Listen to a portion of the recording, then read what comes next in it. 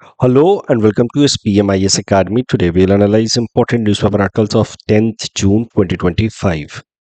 Please note you can download the PDF version of today's newspaper analysis by clicking the link given in the comment section. This is the list of the topics that we will be covering from today's newspaper. The first topic is about why scientists study tardigrades in space. This topic is important from our syllabus GS paper 3 science and technology point of view. सबसे पहले tardigrades के बारे में समझते हैं. Tardigrades are microscopic eight-legged creatures without backbone. इनको water bears भी कहा जाता है. Also they are known as moss piglets. Tardigrades की खासियत क्या होती है कि they are very resilient organism. मतलब they can survive in extreme environments. उनको आप extreme टेम्परेचर में रखें, एक्सट्रीम प्रेशर में रखें, हाई रेडिएशंस का एक्सपोजर दें, even in space vacuum, even extreme dehydrating condition या freezing conditions they can survive. So that is their specific feature. They can survive even in harshest conditions. और ये tardigrades को की अगर बात की जाए तो they are suppose to have originated about 600 million years ago, but they were first discovered in 1773 by German zoologist Johann August Abraham Joes. ये पूरा नाम एक बार प्रीलिम से पहले देखना पड़ेगा. टार्डिग्रेड्स की मतलब लगभग 200 से भी ज़्यादा 250 साल पहले इनको ढूंढा गया था, but in recent few years, last 10-15 years में टार्डिग्रेड्स के अंदर साइंटिस्ट कम्युनिटी का इंटरेस्ट काफ़ी बढ़ गया है. क्यों? क्योंकि दे can survive in even harshest conditions. इसी कारण से इनको स्पेस में भेज करके देखा जाता है कि इनके ऊपर क्या असर पड़ रहा है. फिर उसके बेसिस पे और नई नई चीज़ें जानने की कोशिश की जाती है. वी विल सी कि why tardigrades are in news recently. थोड़ा सा समझ लेते हैं कि why tardigrades are so resilient. Tardigrades have ability of horizontal gene transfer. Means they can incorporate the genetic features from bacteria, plants and fungi into their DNA. वो अपने जैसे बाकी जो ऑर्गेनिजम्स हैं उनके कुछ इंपॉर्टेंट फीचर्स को वो एक्सट्रैक्ट कर सकते हैं in order to adapt and survive in extreme conditions. And that is the reason why there is high interest in tardigrades, because इनको समझ करके फिर मेडिकल रिसर्च में फ़ायदा हो सकता है. We can understand and develop technology which could be helpful in survival of human beings also, even in case of exposure to radiation or extreme dehydration. Space exploration में मदद मिल सकती है कि जब भी हम हमारे एस्ट्रोनॉट्स स्पेस में जाएं तो उनके ऊपर नेगेटिव इम्पैक्ट मिनिमाइज किया जा सके. जिस तरीके से टार्डिग्रेड्स अपने आप को रिवाइव करते हैं वैसे ही एस्ट्रोनॉट्स को रिवाइव किया जा सके. Even in agriculture we could develop resilience in the crops. जिस तरीके से टार्डिग्रेड्स रिजिलेंट हो गए वैसे ही क्रॉप्स को भी अगर रिजिलेंट बनाया गया तो फिर crop failure because of drought या पेस्ट कम हो जाएगा. टार्डिग्रेड्स कैसे इतना रिजिलियंट रहते हैं? उसके पीछे एक बड़ा कारण है उनका एक फीचर जिसको कहा जाता है मेटाबॉलिक स्टैंड स्टिल. बेसिकली वो अपने बॉडी के अंदर जो मेटाबॉलिक एक्टिविटीज हैं उनको पूरी तरीके से रोक देते हैं थ्रू अ एक्टिविटी जिसका नाम है एनहाइड्रोबायोसिस. एनहाइड्रोबायोसिस की मदद से टार्डिग्रेड्स अपने बॉडी के सारे वाटर को लूज कर देते हैं. Anhydrobiosis is a method through which tardigrades when subjected to extreme condition loses all its body water. इस कारण से होता क्या है कि tardigrades are into a stage जहाँ पे उनकी मेटाबॉलिक एक्टिविटीज पूरी तरह से रुक जाती हैं, जिसको कहा गया metabolic standstill, which helps them to survive in extreme dehydrating conditions. तो अपने बॉडी का पूरा पूरा वाटर लूज करके और अपने बॉडी के मेटाबॉलिक एक्टिविटीज को पूरी तरह से रोक देते हैं. वाटर लूज करने की एक्टिविटी को कहा गया एनहाइड्रोबायोसिस, जिस कारण से मेटाबॉलिक एक्टिविटी रुक गई, जिसको कहा गया metabolic stand still, which allows these tardigrades to survive in extreme dehydrating conditions. अब समझते हैं कि ये टार्डिग्रेड्स न्यूज़ में क्यों हैं. तो जो एक्सियम 4 मिशन भेजा जा रहा है इंटरनेशनल स्पेस स्टेशन में, जिसके बारे में हमने कल भी चर्चा की, जिसकी मदद से भारत के एक पायलट शुभांशु शुक्ला जी भी इंटरनेशनल स्पेस स्टेशन में जाएंगे.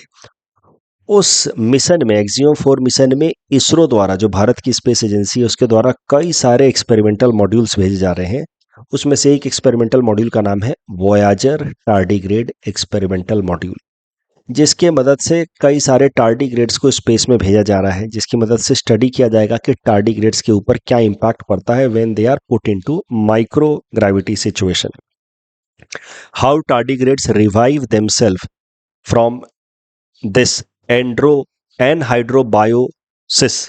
तो टार्डिग्रेड्स को जब स्पेस में भेजा जाएगा, उनके अंदर ये एनहाइड्रोबायोसिस कंडीशन देखी जाएगी इन माइक्रो ग्रेविटी सिचुएशन। उसके बाद वो कैसे अपने आप को रिवाइव करते हैं, यानी कि अपने बॉडी का पूरा वाटर लूज करके मेटाबॉलिक स्टैंड स्टिल में जाने के बाद वापस से अपने आप को कैसे वो रिवाइव करते हैं, वो स्टडी की जाएगी with help of this Voyager tardigrade experiment.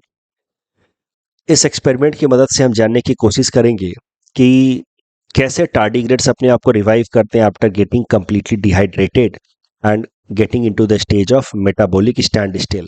हमारा बॉडी भी वाटर लूज करने लगता है। जब बॉडी के अंदर कुछ प्रॉब्लम होती है तो वाटर लूज करता है, और हमारे बॉडी का मेटाबॉलिक सिस्टम जो है वीक होने लगता है, स्टैंड स्टिल में जाने लगता है, लेकिन उसके बाद हम रिकवर नहीं कर पाते। बहुत सारे केसेस में लोगों की डेथ हो जाती है once we lose all the water. लेकिन कैसे टार्डिग्रेड्स अपने आप को रिवाइव करते हैं, वो समझने की कोशिश की जाएगी under this Voyager tardigrade experiment. उससे क्या है कि फ्यूचर में नई नई बायोटेक्नोलॉजिकल इनोवेशन में मदद मिलेगी, जिससे ह्यूमंस की रिवाइवल कंडीशंस को भी इम्प्रूव किया जा सकेगा। प्लस जब स्पेस में आगे से एस्ट्रोनॉट्स भेजे जाएंगे, तो उनको भी कैसे बेहतर रिकवर कराना है once they return on the earth, that could also be better understood with help of this Voyager tardigrade experiment. एक बात और आपको ध्यान रखनी है कि टार्डिग्रेड्स को ऐसा नहीं कि पहली बार भेजा जा रहा है स्पेस में। Earlier also in 2007 European space agency की एक मिशन थी, फोटोन M3 मिशन, जिसके अंतर्गत 3000 tardigrades were sent into space.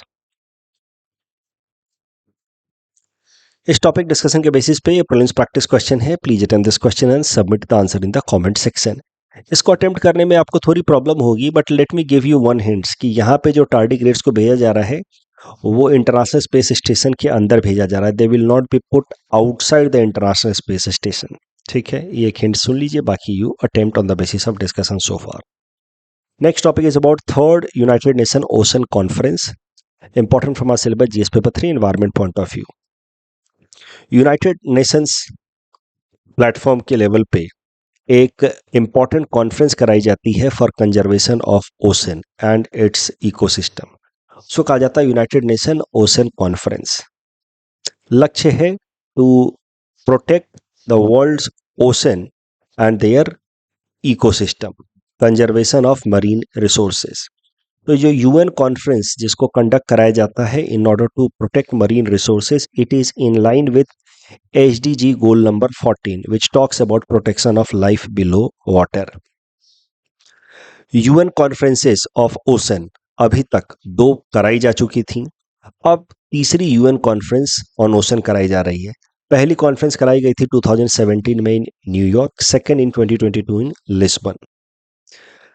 Ocean का इंपॉर्टेंस अगर मोटा मोटा मेंस पर्सपेक्टिव से देखा जाए, ब्रॉडर पॉइंट्स, तो ocean help in regulating climate because oceans can absorb, or they actually absorb about 30% of globes या world's CO2 emission. उसके अलावा they protect livelihood या they provide livelihood opportunities because they are important source of fishes.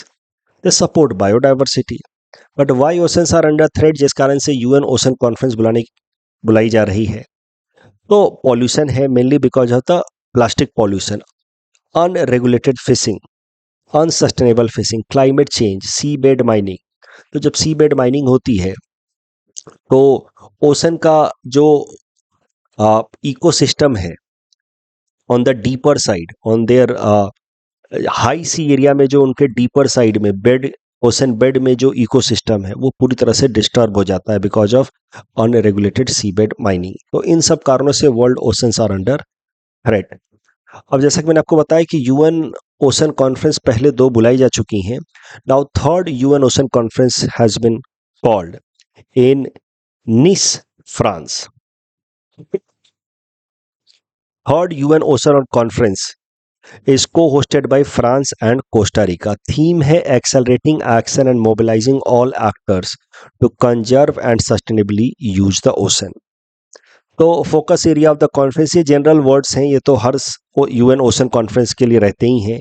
Deep sea mining को regulate करना, plastic pollution को रोकना, biodiversity को protect करना in the ocean areas, marine protection करना and promoting blue economy. Blue economy मतलब sustainable utilisation of marine resources, इसको कहा जाता है ब्लू इकोनॉमी। जब अर्थ के ऊपर जो भी रिसोर्सेज उनको सस्टेनेबल तरीके से हम यूज करते हैं तो we call it green economy. अब ये थर्ड यूएन कॉन्फ्रेंस में पार्टिसिपेट करते हुए यूनाइटेड नेशन के सेक्रेटरी जनरल साहब ने कहा कि world could not let the deepest ocean becomes the wild west. APSC में मेंस में क्या करते हैं आजकल, वो जीएस पेपर में भी कोट बेस्ड क्वेश्चंस पूछ लेते हैं, एक दो एनवायरमेंट में लास्ट ईयर पूछा था, तो इस तरह का हो सकता है पूछ दे वो कि world oceans could not be allowed to go wild west, what's your opinion on that, और something like that they may ask in mains. तो याद रखना है कि basically we are talking about conservation of oceans and their marine resources. With this statement इसका मकसद यही है। अच्छा, ये जो United Nation ocean conference number 3 कराई गई है, इसमें एक मेन मुद्दे पे फोकस किया गया है, वो था कि यूएन हाई सी ट्रीटी, जिसका दूसरा नाम है बायोडाइवर्सिटी बियॉन्ड नेशनल ज्यूरिडिक्शन, इसको कहा जाता है पेरिस एग्रीमेंट फॉर ओशंस। ये इतना इंपॉर्टेंट है ओशन एरिया के मैरीटाइम रिसोर्सेज को प्रोटेक्ट करने के लिए कि ये जो यूएन हाई सी ट्रीटी है, इसका दूसरा नाम बायोडाइवर्सिटी बियॉन्ड नेशनल ज्यूरिडिक्शन भी है, इसी को पेरिस एग्रीमेंट फॉर ओशंस भी कहा जाता है। अब ये UN high sea treaty ocean protection के लिए फाइनलाइज किया गया वर्ल्ड कंट्रीज द्वारा 2023 में। इसके मदद से ओशन एरियाज में लगभग 2/3 ऑफ इट्स रिसोर्सेज को प्रोटेक्ट करने में फोकस किया जाएगा। तो इस तरीके से इसके सारे प्रोविजंस हैं कि about 2/3 of world's ocean will be protected with help of UN high sea treaty. अब this treaty was adopted in 2023 only, but कोई भी इंटरनेशनल ट्रीटी या एग्रीमेंट इंप्लीमेंट तभी होती है जब उसको साइन करने वाले कंट्रीज अपने अपने देश में जाकर के अपने लेजिस्लेटिव बॉडीज के साथ एग्रीमेंट में आने के बाद उसको रेटिफाई भी करें। तो साइन करना एक बात होती है, इंटरनेशनल फोरम्स में जाकर के एग्जीक्यूटिव साइन करके आ जाते हैं इंटरनेशनल एग्रीमेंट्स को, बट साइन करते ही वो देश उस एग्रीमेंट का मेंबर नहीं बन जाता, उसको इंप्लीमेंट नहीं करने लगता। साइन करने के बाद उसको रेटिफाई करना होता है। रेटिफाई मतलब giving approval, and that approval is ultimately given by the legislature या legislative body of the member state. जैसे भारत के अंदर सरकार हमारी जाकर के साइन करके आई, मान लीजिए। अब कोई अगर इंपॉर्टेंट ट्रीटी है तो उस ट्रीटी के टर्म्स कंडीशंस को आकर के बाद में यहाँ पे देश के अंदर अप्रूवल भी लेना होगा, उसको कहा जाता है रेटिफाई करना। तो UN high sea treaty was adopted in 2023, but जब तक दुनिया के 60 मेंबर कंट्री जो इसको साइन किए हुए हैं वो इसको रेटिफाई नहीं करते, तब तक UN high sea treaty will not come into force. यही कारण से यूएन ओशन कॉन्फ्रेंस नंबर 3 में वर्ल्ड कंट्रीज को रिक्वेस्ट किया गया है कि please ratify this treaty also, then also only this high sea treaty will come into force. तब जाकर के ओशन के मरीन रिसोर्सेज को प्रोटेक्ट किया जा सकेगा। इस टॉपिक डिस्कशन के बेसिस पे प्रीलिम्स प्रैक्टिस क्वेश्चन है, please attempt this question and submit the answer in the comment section. Next topic is about government easing SEZ special economic zone norm for chip and electronic unit. Important from our syllabus GS paper 3 Indian economy point of view. सबसे पहले समझते हैं क्या होता है SEZ। देखिए, देश के किसी किसी एक पर्टिकुलर रीजन को सरकार डिक्लेयर कर देती है SEZ स्पेशल इकोनॉमिक जोन। फिर उससे फायदा क्या होता है कि उस एरिया में अगर कोई आप फैक्ट्री लगाते हैं, कोई इंडस्ट्री लगाते हैं, तो आपको तमाम तरीके के फिस्कल कंसेशन, यानी कि सरल भाषा में कहें तो टैक्स में छूट दी जाती है, टैक्स रिबेट दिए जाते हैं। तो these SEZ areas are known for being duty free. Even customs duty, import export duty में भी एग्जेम्पशन दिया जाता है। तो SEZ एरियाज इसलिए क्रिएट किए जाते हैं ताकि उस एरिया में इन्वेस्टमेंट बढ़े, इन्वेस्टमेंट बढ़ेगा तो एम्प्लॉयमेंट अपॉर्चुनिटीज क्रिएट होंगी। SEZ एरियाज में ease of doing business is very very simple, and that is why more and more industries are attracted in that area to make investment. अब SEZ भी कोई एक type का नहीं होता, उसके अलग अलग टाइप होते हैं। कुछ SEZ एरियाज बनाए जाते हैं which are known as technically free trade zones. वहां पे इंपोर्ट एक्सपोर्ट करने पे कोई रिस्ट्रिक्शन नहीं होता, चाहे वो कोटा की बात की जाए, या इवन उसमें इंपोर्ट एक्सपोर्ट ड्यूटी भी एग्जेम्प्ट कर दिया जाता है। एक्सपोर्ट प्रोसेसिंग जोन, कुछ एरियाज इसलिए बनाए जाते हैं ताकि मेनली उसका फोकस रहता है कि एक्सपोर्ट को प्रमोट किया जाए of a particular kind of commodity. Industrial states, तो सम SEZ has created with the goal of developing domestic industries, की डोमेस्टिक इंडस्ट्रीज वहां पे ज्यादा अच्छे से काम कर पाए, तो बहुत ज्यादा लक्ष्य एक्सपोर्ट से नहीं होता। तो पॉइंट ये है कि SEZ भी अलग अलग तरीके के होते हैं, अलग अलग मकसद से बनाए जाते हैं। अब भारत के किस स्टेट में कितने SEZ हैं वो आप देख सकते हैं। सबसे ज्यादा SEZ जिन स्टेट्स में है वो है कर्नाटका, तमिलनाडु, उस गुजरात वगैरह में भी है, हरियाणा में SEZ है, लेकिन नॉर्थ ईस्टर्न स्टेट्स में एक भी SEZ नहीं है। मतलब SEZs को अप्रूवल दिया गया है, but there is no operational SEZ in north eastern state so far. अब SEZs की अगर बात की जाए तो भारत में सबसे पहले बनाया गया था एक EPZ, एक्सपोर्ट प्रोसेसिंग जोन, इन 1965 एट कांडला, गुजरात। लेकिन EPZ में भी बहुत सारे इंफ्रास्ट्रक्चर या ब्यूरोक्रेटिक चैलेंजेस देखने को मिल रहे थे, और चाइना धीरे धीरे इमर्ज हो रहा था एज एन इंडस्ट्रियल हब, खूब सारा एक्सपोर्ट भी कर रहा था। तो चाइना के मॉडल को रेप्लिकेट करते हुए फिर भारत के अंदर EPZ के जगह पे बनाया गया SEZ। तो चाइना से पहले हमारे यहाँ पे दिया गया था EPZ, a concept very similar to SEZ, but then China came up with similar concept, it brought more liberalised regime, जिसको नाम दिया गया SEZ। तो उसी चाइना के मॉडल पे भारत के अंदर लाया गया SEZ।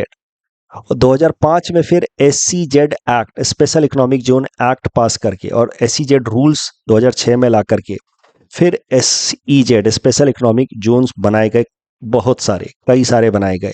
आज के टाइम में 379 SEZs को नोटिफाई किया गया है, जिसमें से 265 आर ऑपरेशनल। जैसा कि मैंने आपको बताया, सबसे ज्यादा SEZ इन्हीं कुछ स्टेट्स में है, Tamil Nadu, Telangana, Karnataka and all. There is no operational SEZ in north eastern states. SEZ का फायदा क्या होता है? अगर SEZ है तो वहां पे 100% FDI is allowed through automatic routes. अगर फॉरेन इंडस्ट्रीज आना चाहे तो वहां पे पूरी तरीके से आ सकती हैं, और उनको हर बार अप्रूवल लेने की जरूरत नहीं होती। 100% FDI through automatic route. 100% capital account convertibility. Otherwise कि कैपिटल अकाउंट कन्वर्टिबिलिटी पे लिमिटेशन है, बट यहाँ पे 100% capital account convertibility in SEZ is permitted. SEZ की जो भी पॉलिसीज भारत में है, जिसके हिसाब से SEZ बनाई जाती हैं, they have been kept compatible with WTO norms, कि WTO के कोई नियम ना टूटे।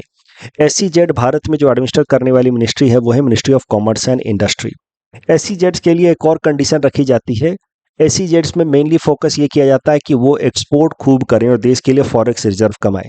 तो SEZ के लिए कंडीशन होती है कि over a period of 5 years they must have positive net forex exchange earning. जितना भी वो इंपोर्ट कर रहे हैं उससे ज्यादा एक्सपोर्ट करें, ताकि फॉरेक्स अर्निंग में वो पॉजिटिव तरीके से इंपैक्ट करें of the economy. That is the target put for SEZ to be achieved over a period of 5 years। अब करंट न्यूज ये है कि भारत सरकार ने semiconductors and electronic units के SEZ को स्टैब्लिश करने पे बहुत सारे नियम्स में इजीनेस ला दिया है। मतलब the rules have been restricted और ब्रॉट डाउन। मैं फिर से कह रहा हूं, government of India has ease regulations for establishment of SEZ with respect to semiconductor and electronic units. कई सारे नॉर्म्स जो पहले SEZ for electronics and semiconductor units के लिए काफी स्ट्रिंजेंट थे, उसको अब लिबरल कर दिया गया। For example, reduced minimum land size. तो अब लैंड साइज SEZ को बनाने के लिए जो पहले रिक्वायर्ड थी उससे अब कम कर दी गई है। Export obligation has been removed, means the units can supply product manufactured in domestic market also. There is no necessity कि जब तक वो एक्सपोर्ट नहीं करेंगे तब तक उनको SEZ कंडीशंस नहीं मिलेगा। तो अब export obligation has been remove. तो इस तरीके से SEZ for electronics and semiconductor units के नॉर्म्स को सिंप्लीफाई कर दिया गया है। इससे देश के अंदर electronics and semiconductor manufacturing boost होगी, रिसर्च एंड डेवलपमेंट को प्रमोशन मिलेगा, जॉब क्रिएशन होगी, and import dependence for semiconductor and electronic industries will come down. इस टॉपिक डिस्कशन के बेसिस पे फ्लुएंस प्रैक्टिस क्वेश्चन है। Please attend this question and submit the answer in the comment section. Next topic is about hing cultivation in India. Important from our syllabus GS paper 3 Indian agriculture point of view. Hing, देखिए हींग आपको पता है कि Indian kitchen में बड़ा important ingredient होता है, बट आपको ये जान के हैरानी होगी कि हमारे यहाँ देश में हींग ग्रो नहीं किया जाता। Hing is mainly imported in India from countries like Iran, Afghanistan, Uzbekistan. हींग की चर्चा चरक संहिता या works of Panini, these are the ancient text, medical text associated with Indian tradition, उसमें भी हींग की चर्चा की गई है कि how hing helps in better digestion and all. Hing is used in Indian cooking, it is very important ingredient for ayurvedic medicine also, but अभी तक hing is not cultivated in India, it is not existent in India. India relies 100% on import for meeting its hing requirement. हर साल लगभग 700 करोड़ रुपए का हम लोग हींग इंपोर्ट करते हैं। लेकिन अब धीरे धीरे भारत जो है वो मूव कर रहा है in the direction of domestic production of हींग एज वेल। 2020 में भारत की एक एजेंसी CSIR IHBT ने हींग डोमेस्टिक कल्टीवेशन की शुरुआत की थी, उस पे R&D शुरू किया था। Recently first flowering and seed has been reported of hing from Palampur, Himachal Pradesh. तो उम्मीद है कि आने वाले टाइम में जो हिमालयन एरियाज हैं वहां पे हींग कल्टीवेशन भारत के अंदर देखने को मिल सकता है। हींग को ग्रो करने के लिए cold and dry climate condition चाहिए। Hing best grows in cold desert regions, it is native to high altitude regions like Iran and Afghanistan. इस टॉपिक डिस्कशन के बेसिस पे प्रीलिम्स प्रैक्टिस क्वेश्चन है, please run this question and submit the answer in the comment section. ICC hall of fame important from prelims exam point of view. News ये है कि former Indian cricket team captain, main Indian cricket team captain MS Dhoni ji has been inducted into ICC Hall of Fame 2025। 2025 के लिए ICC Hall of Fame में उनको include किया गया है and with this he became 11th Indian to receive this honor। Total 7 cricketers have been inducted in ICC Hall of Fame this year 2025 में, जिसमें से 2 फीमेल क्रिकेटर हैं। तो 7 क्रिकेटर्स में से एक तो हो गए MS धोनी, उसके अलावा बाकी 6 हैं Matthew hidden from Australia, Graeme Smith from south Africa, Hashim Amla from south Africa, Daniel Vettori from New Zealand, सारा Taylor from England female cricketer and Sana Mir from Pakistan another female cricketer. कल जो हमने आपको प्रैक्टिस क्वेश्चन दिया था उसका आंसर होगा डी। इसमें से कोई भी स्टेटमेंट सही नहीं है because no specific constitutional provisional mandates caste census. Census की बात है बट कास्ट सेंसस की बात नहीं कही गई है कहीं पे भी। एक्सियम 4 मिशन से related all the 4 statements are correct. देखिए वोल्केनिक इरप्शंस में not always result in global cooling due to aerosol emission, sometimes it may lead to cooling, sometimes it may not, it will depend upon the nature of the eruption. जिस तरीके का eruption हो रहा है उस पर depend करेगा कि वो कूलिंग करेगा या हीटिंग करेगा। FDI इन्फ्लो से रिलेटेड दोनों स्टेटमेंट सही थे। That's all from our side for today, thanks for watching.